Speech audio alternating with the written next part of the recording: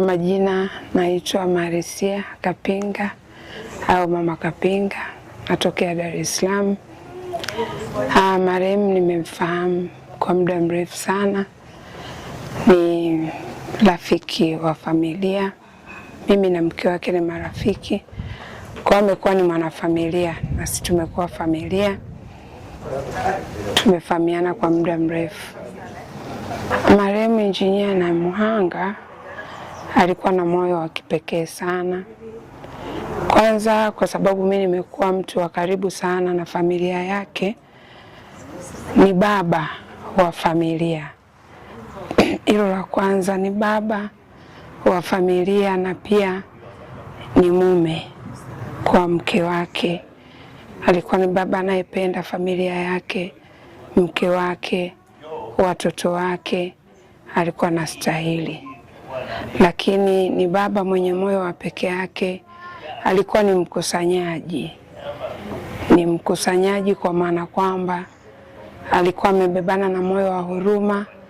Unapomwendea kwa jambo lolote, hata kama ni mtu si ndugu yake, alikuwa ni mtu ambaye anajitoa bila kujibakiza, anajitoa kwa moyo wote. Lakini kwa sababu nimefahamiana pia na familia yake na ndugu zake, ni mtu ambaye alikuwa anasaidia sana ndugu zake, amewainua kielimu, kiuchumi, alikuwa na upendo mkubwa sana. Lakini pia kwa eneo la kazi alikuwa ni mchapakazi. Alikuwa ni baba anaipenda kazi yake sana na alikuwa anajituma sana sana. Pamoja na kuwa na kazi nyingi, lakini alikuwa anaweza kubalance kati ya familia na kazi. Mara ya mwisho nilizungumza naye nikiwa hapa kwake, nilikuja hapa kwake na tulikuwa na semina ya kina mama.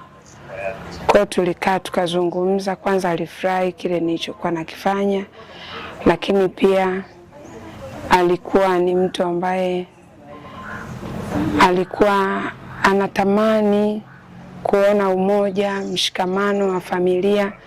Lakini nilivyokuja kwa mara ya mwisho baada ya yeye kustaafu, alikuwa ni mtu ambaye anamcha Mungu sana. Kwa alikuwa pia hata kwenye jumuiya yake, ukifika atakuamsha asubuhi, tulikuja kaniamsha tukaenda jumuiya. Lakini parokiani kwake alikuwa anajitoa sana. Lakini kwa majirani zake amekuwa ni rafiki wa majirani sana. Kwa muda mchache ambao nimekuwa nikija, nimeuona ushirikiano wake kati yake na majirani, na ndio maana hata majirani wameendelea kumpokea hata kwenye msiba. Kwa hiyo sio msiba wa familia, ni msiba wa watu wengi.